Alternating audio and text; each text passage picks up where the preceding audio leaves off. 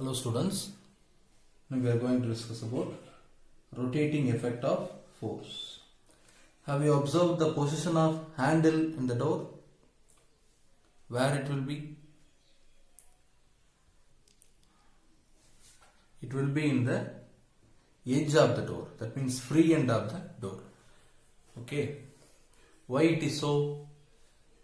The reason is rotating effect of force is maximum when you apply the force which is maximum distance from the fixed end, right?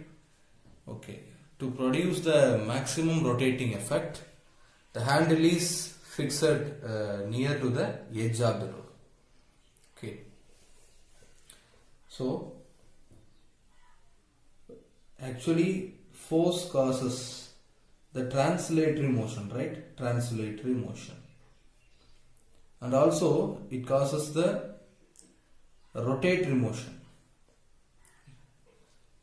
The two different types can also be obtained using the force. Just ஒரே ஒரு restriction இருக்கு. ஒரு ஆப்ஜெக்டை எந்த ஒரு பாயிண்ட்லயும் நம்ம fix பண்ணல அப்படின்னா அது மேல ஃபோர்ஸை அப்ளை பண்ணும்போது அது டிரான்ஸ்லேட்டரி மோஷனுக்கு செட் ஆகும். ஓகே, இன்கேஸ் ஒரு ஆப்ஜெக்டை நம்ம ஏதோ ஒரு பாயிண்ட்ல ஃபிக்ஸ் பண்ணிட்டோம் அப்படின்னா நம்ம ஃபோர்ஸை அப்ளை பண்ணும்பொழுது அது ரொட்டேட்டரி மோஷனுக்கு இன்வால்வ் ஆகும். ஓகே, நம்ம எந்த மாதிரி ஃபோர்ஸ் கொடுக்குறோம், எந்த பாயிண்ட்ல ஃபோர்ஸ் கொடுக்குறோன்றதை பொறுத்து அந்த ரொட்டேஷன் எஃபெக்ட் சேஞ்ச் ஆகும். ஓகே, இப்போ வெரி சிம்பிள். நீங்க இந்த நோட் புக்கை வந்து டோரா அசியூம் பண்ணிக்கங்க. ஓகே, இப்போ இதுதான் ஃபிக்ஸட் எண்ட், இதுதான் ஃபிக்ஸட் எண்ட், ரைட்? இது ஃப்ரீ எண்ட். இப்போ ஜஸ்ட் பார்த்தீங்கன்னா இந்த நான் வந்து ஃபோர்ஸை இந்த இடத்துல அப்ளை பண்ணேன்னா என்னால் ஈஸியாக ஓப்பன் பண்ண முடியும், ரைட்? ஈஸியாக ஓப்பன் பண்ண முடியும். இன்கேஸ் நான் அந்த ஃபோர்ஸை வந்து இங்கே கொடுக்குறேன் அப்படின்னா, ஐ மீன் இந்த இடத்துல இங்கே ஃபோர்ஸை கொடுக்குறேன் அப்படின்னா என்னால் அவ்வளோ ஈஸியாக டேர்ன் பண்ண முடியாது. இதுதான் நீங்கள் டோர் கேஸில் பார்க்குறீங்க. ஓகே, இப்போ இந்த ஃபிக்ஸட் எண்ட்ல இருந்து நீங்கள் ஃபோர்ஸ் அப்ளை பண்ணக்கூடிய டிஸ்டன்ஸ் எந்த அளவுக்கு அதிகமாக இருக்குதோ அந்த அளவுக்கு இந்த ரொட்டேட்டிங் எஃபெக்ட் அதிகமாக இருக்கும். ஈஸியாக நம்மளால ரொட்டேட் பண்ண முடியும். ஓகே, இதில் ரெண்டு டெர்மினாலஜிஸை நம்ம இன்ட்ரடியூஸ் பண்ணுறாங்க. இந்த ஃபிக்ஸட் எட்ஜ் இருக்குது பார்த்தீங்களா, இது வந்து ஆக்சிஸ் ஆஃப் ரொட்டேஷன். இது ஆக்சிஸ் ஆஃப் ரொட்டேஷன். நம்ம இதை ஃபோர்ஸை அப்ளை பண்ணும் பொழுது இந்த லைன்ல இருக்கக்கூடிய பாயிண்ட்ஸ் ரொட்டேட் ஆகாது, மூவ் ஆகாது. நம்ம எந்த ஒரு ஆப்ஜெக்டை ரொட்டேட் பண்ணும் பொழுதும் சரி, ஏதோ ஒரு சீரியஸ் லைன்ல ஒரு கண்டினியூஸ் லைன்ல இருக்கக்கூடிய ஒரு பர்டிகுலர் பாயிண்ட்ஸ் மட்டுமே இர்ரோட்டேஷனலா இருக்கும். அந்த இர்ரோட்டேஷனல் பாயிண்ட்ஸ் இருக்கக்கூடிய லைனை நம்ம ஆக்சிஸ் ஆஃப் ரொட்டேஷன் அப்படின்னு சொல்லி சொல்றோம்.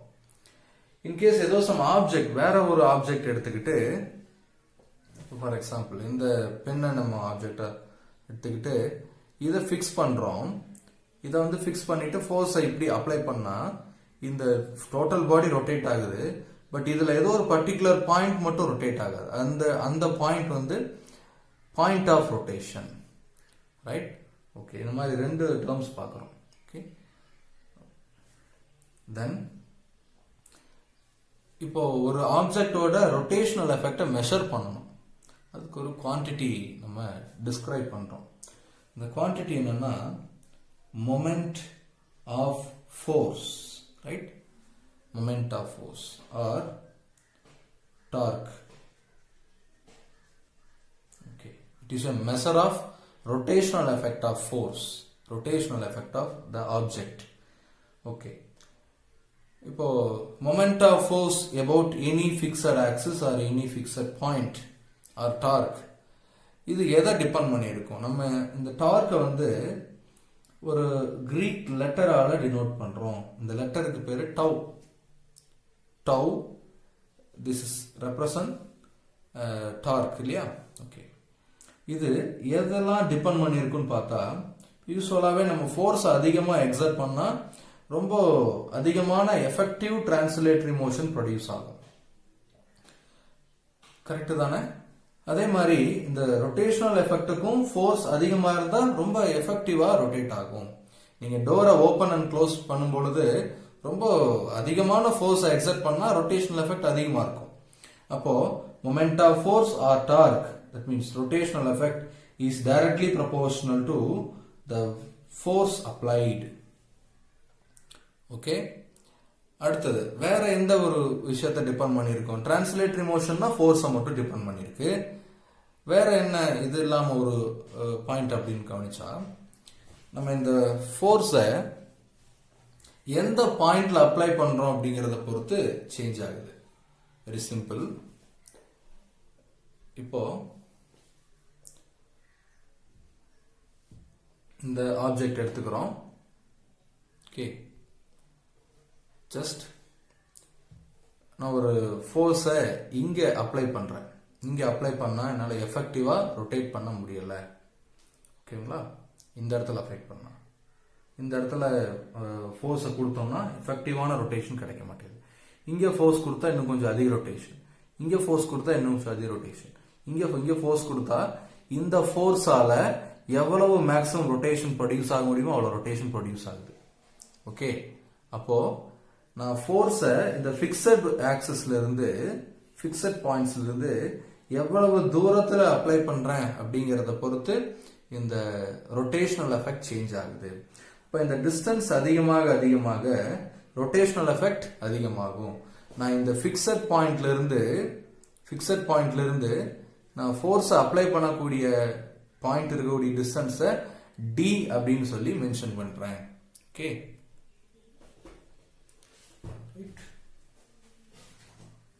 ஸோ இது fixed point, fixed axis.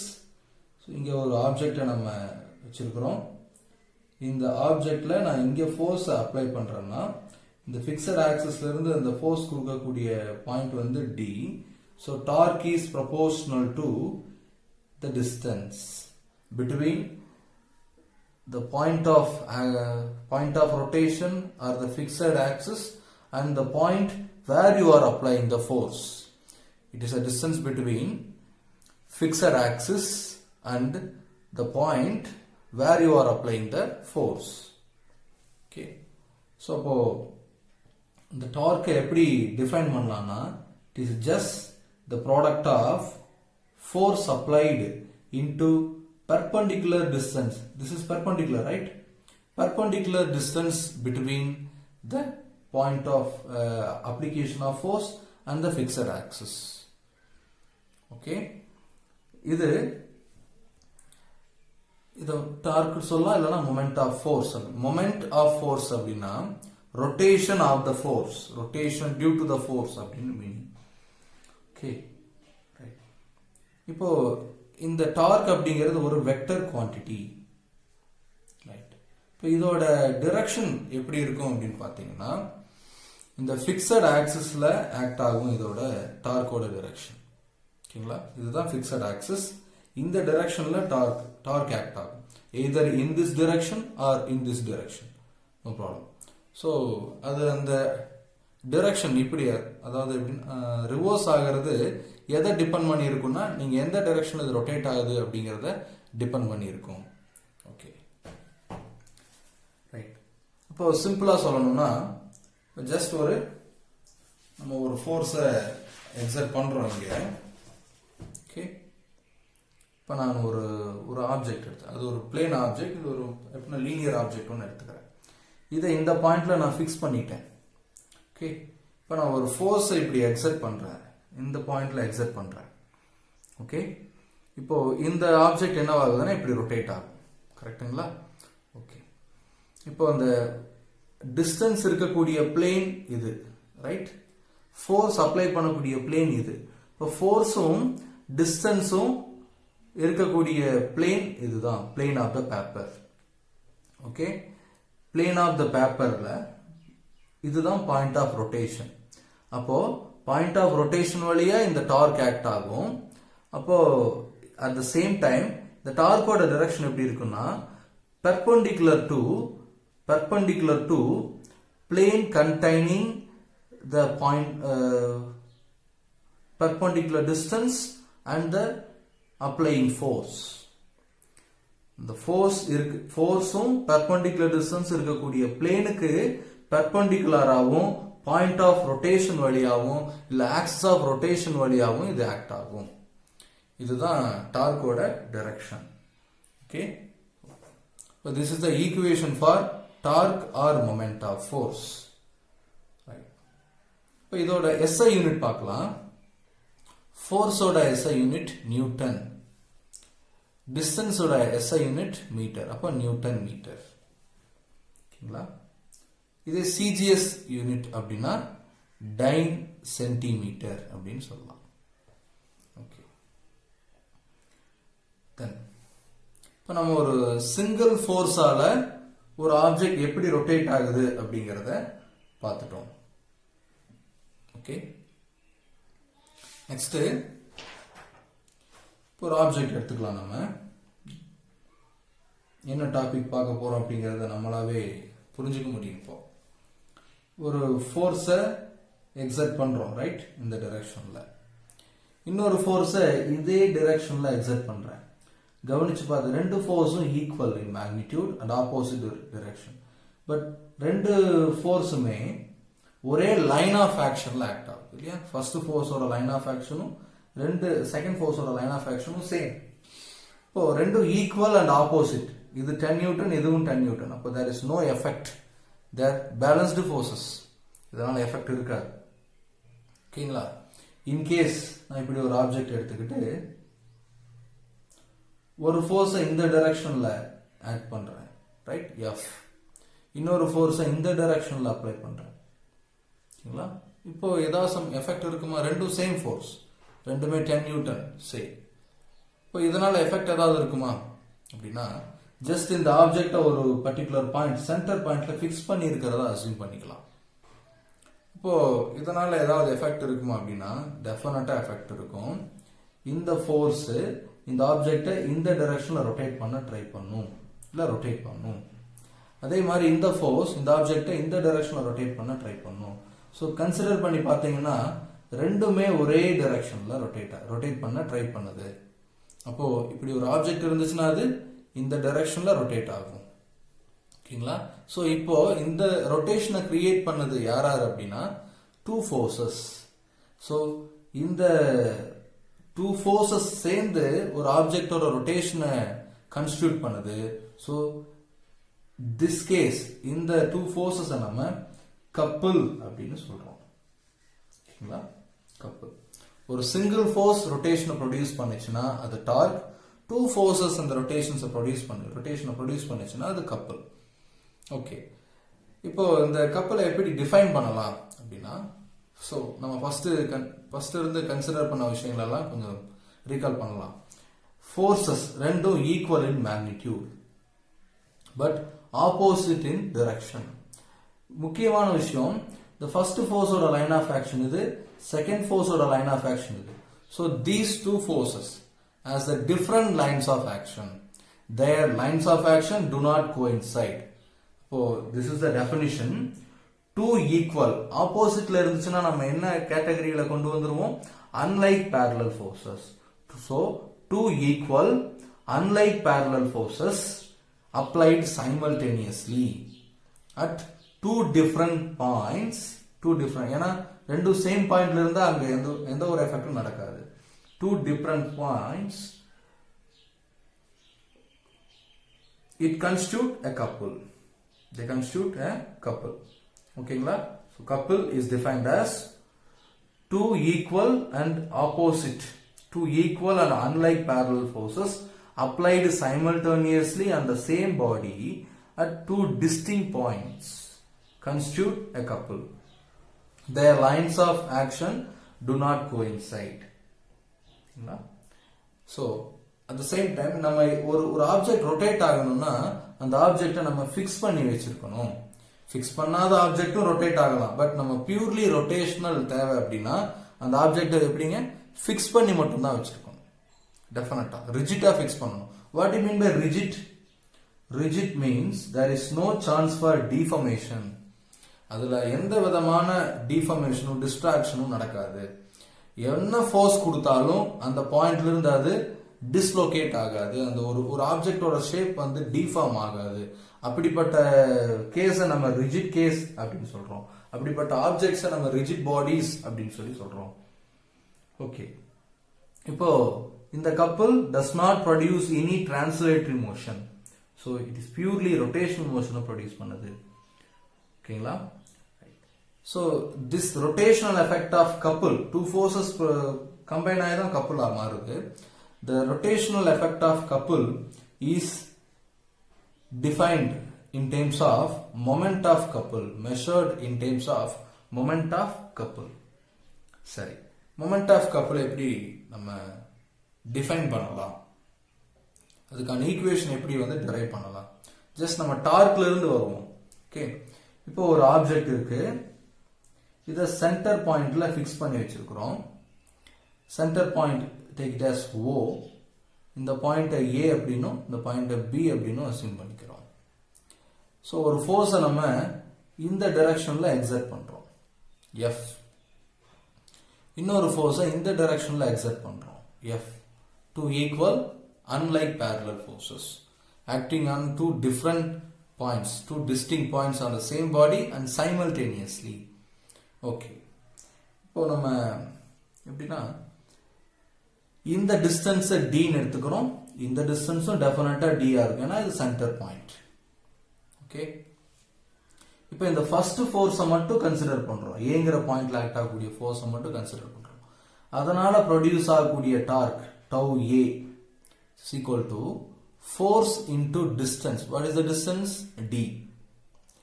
Second force ஆல produce ஆகக்கூடிய torque B, torque B, right, at point B. அதுவும் same force, equal forces. The distance is D, F into D.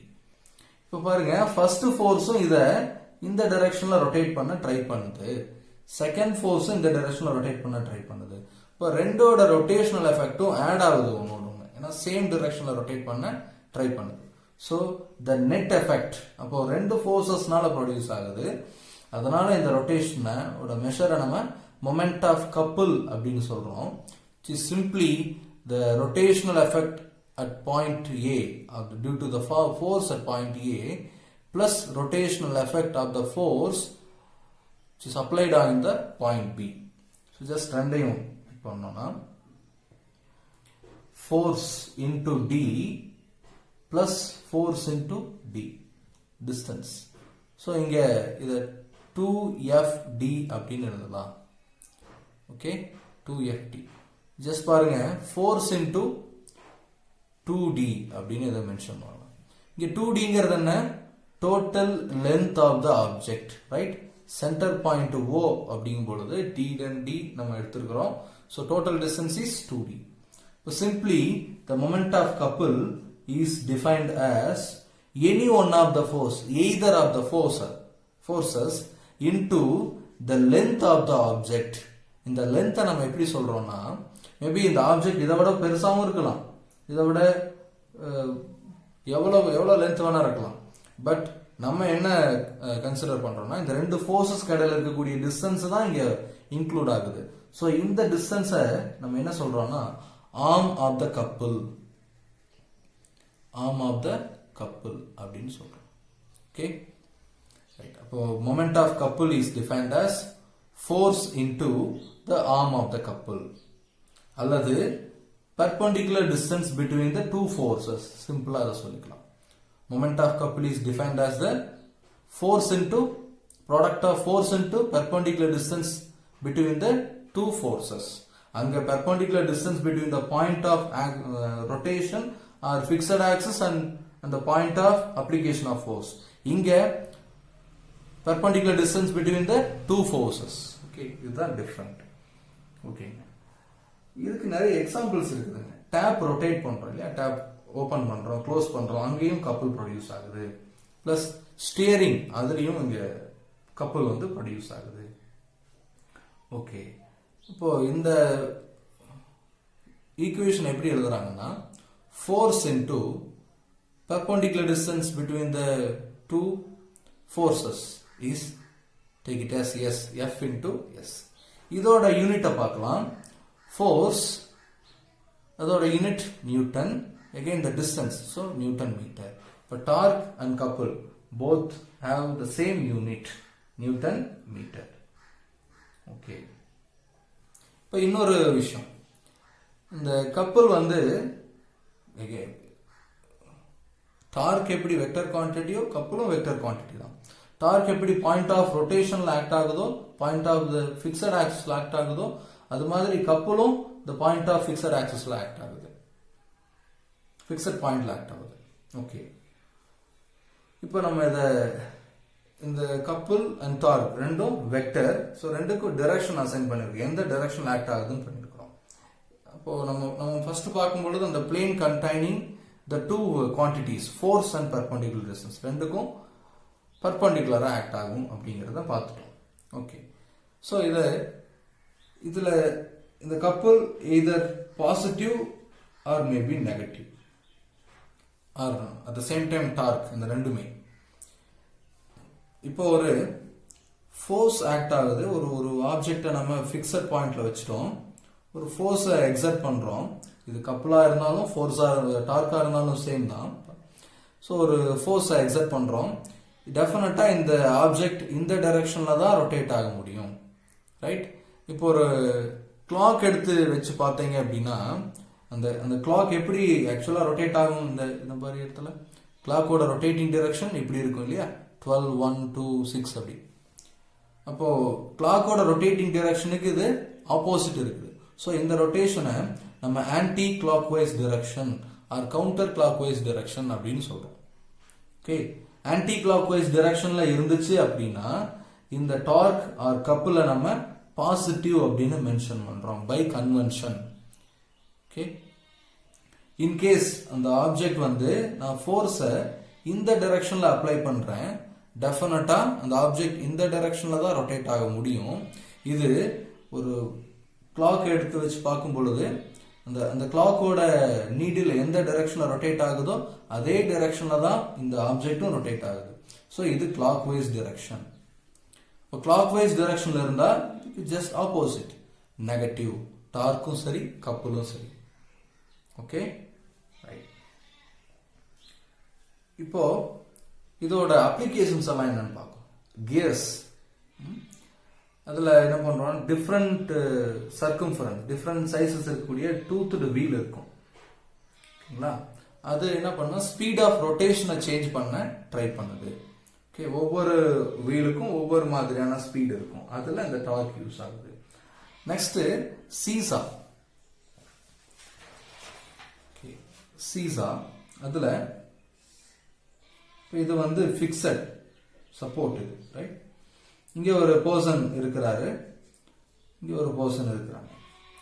ரெண்டு பேரும் ஈக்குவல் வெயிட்டா இருந்தாங்கன்னா இது அப்படியே பேலன்ஸ்டா இருக்கும். இந்த ஸ்டேட்டுக்கு பேர் ஈக்லிபிரியம், அதை நம்ம பின்னாடி பார்க்கலாம், ரைட்? இப்போ இந்த வெயிட் இந்த டைரக்ஷன்ல ஆக்ட் ஆகுது, ஸோ அதனால இந்த ஆப்ஜெக்ட் இப்படி ரொட்டேட் ஆகுது. எப்பவுமே weight towards the centre of the earth இல்லையா ஆக்ட் ஆகும். இந்த வெயிட்டும் டவுன்வர்ட் ஆக்ட் ஆகுது, ஸோ ரொட்டேஷன் இப்படி இருக்கும். ஸோ ரெண்டு ரொட்டேஷன் ஒன்றுக்கு ஒன்று ஆப்போசிட். ஓகேங்களா, ஸோ அதனால ஒன்று பேலன்ஸ் பண்ணிக்கும். ரெண்டு பேரும் ஈக்குவல் வெயிட்டா இருந்தாங்கன்னா இது பேலன்ஸ்டா இருக்கும், ரைட்? இன்கேஸ் ஈக்குவல் வெயிட்டா இருந்து இந்த பர்சன் இங்க மூவ் பண்றாருன்னா இவரு இப்போ ஃபோர்ஸ், ஏதோ சம் ஃபோர்ஸ் இருக்கு, ஃபோர்ஸ் இன்டு டிஸ்டன்ஸ் d1 வச்சுக்கிறோம் இந்த டிஸ்டன்ஸை. அப்போ ஒரு பர்டிகுலர் டார்க்கை இந்த பர்சன் ப்ரொடியூஸ் பண்றாரு, F1ங்கிற ஃபோர்ஸ். இந்த செகண்ட் பர்சன் கொஞ்சம் க்ளோசரா வர்றாரு டுவார்ட்ஸ் சப்போர்ட்டிங் பாயிண்ட். இப்போ force same, but the distance என்ன ஆகுதுன்னா d2 இஸ் டிக்ரீஸ்ட். இப்போ டிஸ்டன்ஸ் டிக்ரீஸ் ஆகுதுன்னா torque due to rotating effect due to the second person கம்மி ஆகுது. அப்போ இவரு கம்மியா இங்க ரொட்டேட் ஆகிறாரு, இவரு அதிகமா ரொட்டேட் ஆகிறாரு. அப்போ என்னவாகும், இந்த சீசா இந்த பொசிஷனுக்கு வரும், ரைட்? இந்த பொசிஷனுக்கு வரும். பாத்தீங்கன்னா இந்த பர்சன் கீழே இருப்பார், லோயர்ல இருப்பாரு, இந்த பர்சன் அப்பர்ல இருப்பார். இன்கேஸ் இவங்க ஒருவேளை அன்ஈக்குவல் வெயிட்ஸா இருந்தாங்கன்னா அவங்க டிஸ்டன்ஸை பேலன்ஸ் பண்ணிக்கிறது மூலமா இவங்க வந்து ஈக்லிபிரியத்தை மெயின்டைன் பண்ண முடியும். ஓகே, இப்போ சீசால இந்த டார்க் அப்ளை ஆகுது. அடுத்து ஸ்டியரிங் வீலை வந்து பாத்தீங்கன்னா ரொம்ப க்ளோஸ் டு த சென்டர். இந்த இடத்துல ஹோல்ட் பண்ணி ரொட்டேட் பண்ணா ரொம்ப டஃப்பா இருக்கும். இங்க வந்து ஹோல்ட் பண்ணி ரொட்டேட் பண்ணோம்னா ரொம்ப ஈஸியா இருக்கும். என்ன ரீசன்னா நம்ம அப்ளை பண்ணக்கூடிய கப்பலுக்கான ஆர்ம் இல்லையா, distance between the two perpendicular forces. For example நம்ம இந்த டைரக்ஷன்ல ரொட்டேட் பண்றோம்னா ஃபோர்ஸ் இந்த டைரக்ஷன்லயும் இந்த பாயிண்ட்ல ஆக்ட் ஆகக்கூடிய ஃபோர்ஸ் இந்த டைரக்ஷன்ல ஆக்ட் ஆகும். அப்போ ரெண்டு ஃபோர்ஸஸ் கிடைக்கக்கூடிய டிஸ்டன்ஸ் எந்த அளவுக்கு அதிகமாகுதோ, எந்த அளவுக்கு மேக்ஸிமமா இருக்குதோ அந்த அளவுக்கு கப்பல் மேக்ஸிமமா இருக்கும். So this is application of torque and couple. Okay, then principle of moments.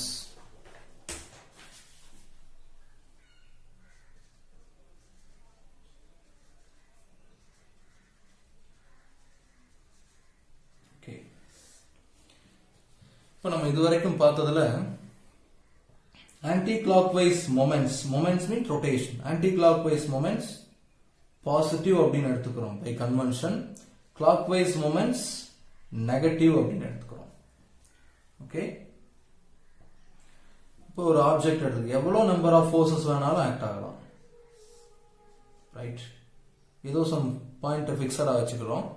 இவ்வளவு நம்பர் ஆஃப் ஃபோர்ஸஸ் வேணாலும் ஆக்ட் ஆகலாம். ஓகே, இங்க இருக்கிற ஒவ்வொரு ஃபோர்ஸாலையும் ஒவ்வொரு ரொட்டேஷன் எஃபெக்ட் ப்ரொடியூஸ் ஆகும். ஸோ எல்லா ரொட்டேஷனல் எஃபெக்டையும் மொமெண்ட்ஸ் ஆஃப் ஃபோர்ஸஸ் டோட்டலாக ஆட் பண்றோம். ஸோ இங்க இருக்கிற எல்லா மொமெண்ட்ஸ் ஆஃப் ஃபோர்ஸும் எந்த டைரக்ஷன்ல ஆக்ட் ஆகுதுன்னா in this direction. Right, this is anti clockwise direction. So இது பாசிட்டிவ். ஸோ இங்க ஒரு certain number of forces, different magnitude, different number, எது வேணா இருக்கலாம். இந்த ஃபோர்ஸஸ் எல்லாம் கிளாக்வைஸ் டிரெக்ஷனா ரொட்டேஷனை ப்ரொடியூஸ் பண்ணுது. ஸோ இங்க moment of force or torque is negative. Okay, இது மாதிரி ஒவ்வொரு ஃபோர்ஸாலையும் என்ன மொமெண்ட்ஸ் ஆஃப் ஃபோர்ஸ் ப்ரொடியூஸ் ஆகுது அப்படிங்கறதோட சைனையும் நம்ம இன்க்ளூட் பண்ணிக்கிறோம். பாசிட்டிவ் ஆர் நெகட்டிவ் சைனையும் இன்க்ளூட் பண்ணிக்கிறோம். ஜஸ்ட் இந்த எல்லா மொமெண்ட்ஸையும் சம் பண்றோம். எந்த மாதிரி? Including the sign of that moments. So that sum is called algebraic sum. இப்போ ஒரு ரிஜிட் பாடி எடுத்துக்கிட்டோம், ஏதோ ஒரு பாயிண்ட்ல பிக்சடா இருக்குது, அது மேல நம்பர் ஆஃப் ஃபோர்ஸஸ் ஆக்ட் ஆகுதுங்க. ஒவ்வொரு ஃபோர்ஸும் ஒவ்வொரு மொமெண்ட்ஸ் ஆஃப் ஃபோர்ஸ் கிரியேட் பண்ணுது. அந்த ஒவ்வொரு மொமெண்ட்ஸ் ஆஃப் ஃபோர்ஸையும் அல்ஜிப்ராய்க்கா சம் பண்றோம். Right, this is the case. Okay, இப்போ பிரின்சிபல் ஆஃப் மொமெண்ட்ஸ் வரும், அந்த டாபிக் வரும். அதாவது if the body is in equilibrium, what do you mean by equilibrium? அது அதோட ஸ்டேட்லயே மெயின்டைன் ஆகிறது. Okay, equilibrium means maintaining in its same state. இந்த object ரெஸ்ட்ல இருக்குன்னா ரெஸ்ட்லயே மெயின்டைன் ஆகுது. இது மூவ் ஆகுறது இல்ல, ரொட்டேட் ஆகுறது இல்ல, எதுவும் நடக்கிறது இல்ல. equilibrium.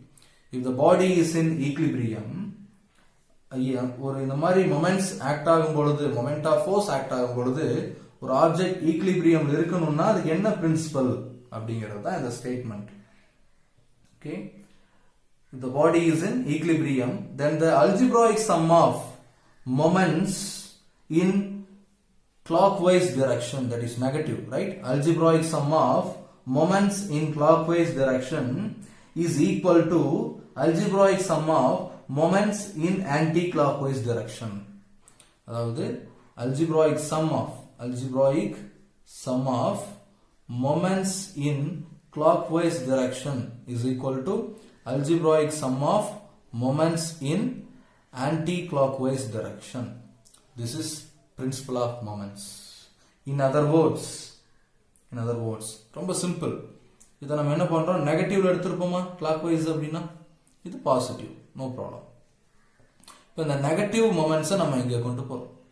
ஜஸ்ட் என்னவாகும், algebraic sum of moments in anti-clockwise direction, that is positive, minus அங்க பிளஸ் ஆகும், plus algebraic sum of moments in clockwise direction, which is equal to 0, right? In the statement, simplest statement, at equilibrium, algebraic sum of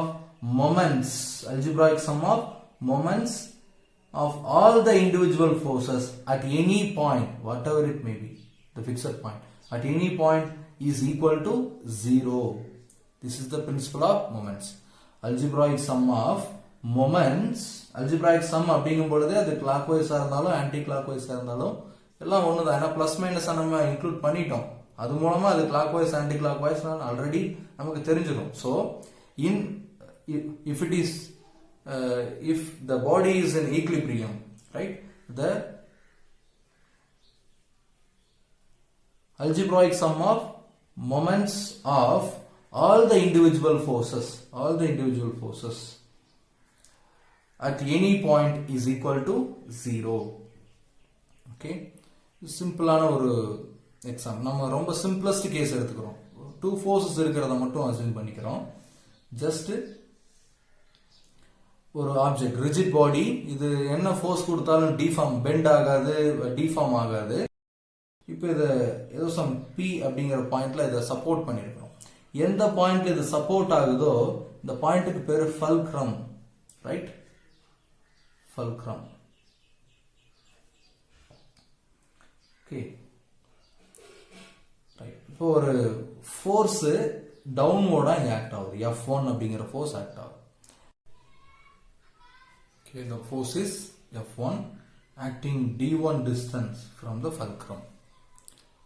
Okay, then the second force is also acting downward, F2, which is d2 distance from the fulcrum. Okay, the first force produce the anti-clockwise direction. Okay, anti-clockwise direction.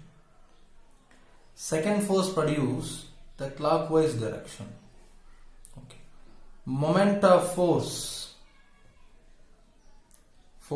due to the F1, I mean in anti-clockwise direction, is equal to moment of force due to F2 in clockwise direction. This is the principle of moments. They are equal. Algebraic sum of the moments of force in anti-clockwise direction is equal to the sum of moment of force in clockwise direction. So moment of force due to F1 is F1 into the distance d1 equal to moment of force is F2 is F2 into d2. The distance is d2. Okay, this is the principle of moments. Okay, thank you.